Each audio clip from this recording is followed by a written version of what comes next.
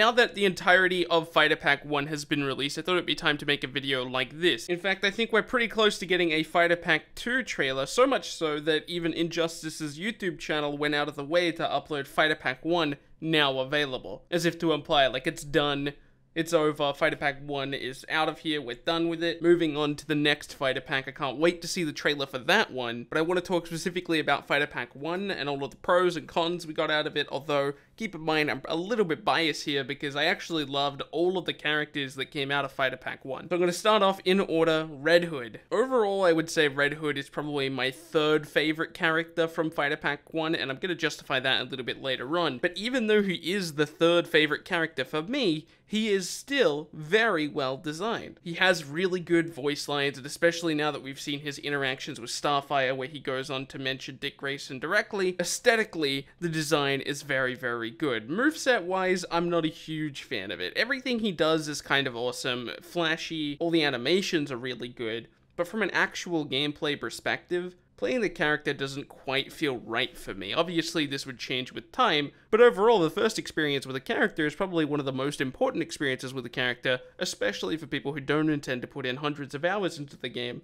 like you or I do. So when Red Hood's gameplay initially felt very clunky to me, I was kind of disappointed, especially because the execution on his trait was not like any other execution in the entirety of the game. But once you get used to it, the character is a ton of fun to play, and he feels pretty rewarding, especially because of that difficult execution on the trait. His super looks fantastic. I don't think there was much else you could have done with Red Hood. Well, there is other things you could have done. His gear system is really, really cool, incorporating some classic looks and incorporating some very unique Injustice looks that I think do look very, very good, and a combination of the two also looks pretty awesome. It's actually kind of amazing that despite this character is my least favorite in Fighter Pack 1, I still think they knocked it out of the park with this character, other than that first initial time you play the character. I know a lot of people might have played Red Hood for the first time and really enjoyed his gameplay immediately, but for me personally it just didn't click. Now this next character did. Sub-Zero being the first character released in Fighter Pack 1 is probably my second favorite of all three. I loved his gameplay so much. At that time when he was released, I was a little bit upset with Injustice because it was around the time, it was the first character released after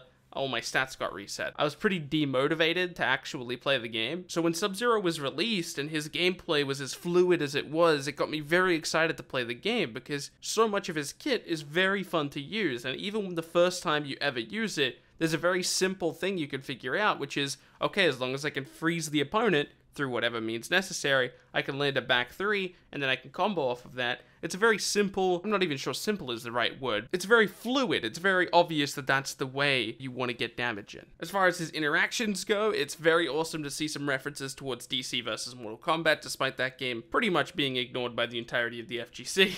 His super is fantastic, incorporating so much of the awesome nature of having Sub-Zero in the game, showing off all of his ice powers, showing off the fact that he's very agile, as he should be as a ninja warrior. And his pose, his end-of-game pose, is still probably one of my favorites in the entirety of the game. And his gear system, despite the initial hatred of it, a lot of people didn't like the early screenshots we saw of it, I think it's a fantastically designed gear system. There's a lot of classic looks you can pull off and a lot of really awesome new stylistic looks that you wouldn't get from a Mortal Kombat game, and that excites me as an Injustice fan and a NetherRealm fan in general. Finally, moving on to the final character that was released in Fighter Pack 1, that is Starfire, a character that I was pleasantly surprised with. Now, because I'm not a massive Starfire fan, I didn't grow up on Titans. For some reason, I never really watched it growing up at all. I guess that opportunity never was presented to me. I didn't have a vested interest in Starfire. The only excitement I had about the character was the fact that the community was excited, and I was excited about the community being excited because I want people to be happy, and when they get a character they've been looking forward to, that makes me happy. But then when I started to see the footage that was released for her, all of her animations, I'm like, wow, I actually might really like this character, because animations are a big deal to me. I have to like what I see on screen in order to play a character. And I think Injustice does a really good job of that, but I think they really hit it out of the park with Starfire. When I first picked up Starfire, despite figuring out her combos incredibly quickly, which is probably a good thing, you want your combos to be pretty straightforward, especially the simple ones,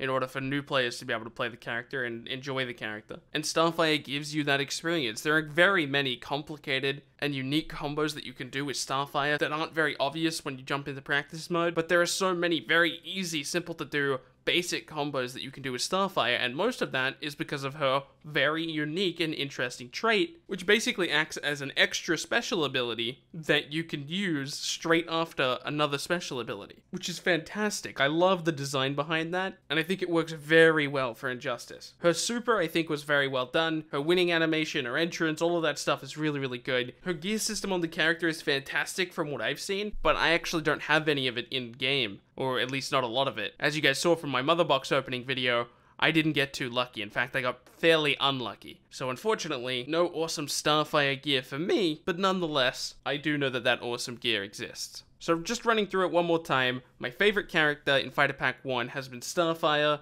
followed by Sub-Zero, and then finally Red Hood. But again, I'm super biased. I love all of Fighter Pack 1. I'm very excited to see what they do with Fighter Pack 2, because there's a couple different characters in there that I wasn't necessarily looking forward to, but I could say the same thing about Fighter Pack 1, and I'm incredibly satisfied with Fighter Pack 1. So moving into Fighter Pack 2, despite the fact that I'm pretty sure characters like Black Manta is going to be in there, and I'm not very excited about Black Manta, that's not to say I'm disappointed about Black Manta. I'm happy because a lot of people are getting Black Manta, and a lot of people want Black Manta, but it's not a character I am excited and jumping for joy for. There's Raiden, which is a character I'm sort of excited about. I'm more or less interested to see how they incorporate his moveset into Injustice if they are going to do that. And as far as the final character goes, I'm actually not sure what that's going to be, so I'm kind of cautiously optimistic going into the Fighter Pack 2 reveal trailer. And I certainly hope there's something in there that surprises us. According to Ed Boon, there is going to be something that surprises us. I really hope we get a Vibe reveal in Fighter Pack 2 or 3. I would love to have Vibe revealed. Vibe is like my holdout character, the character that I would really love to have in Injustice 2. Injustice 2 would become like a perfect game for me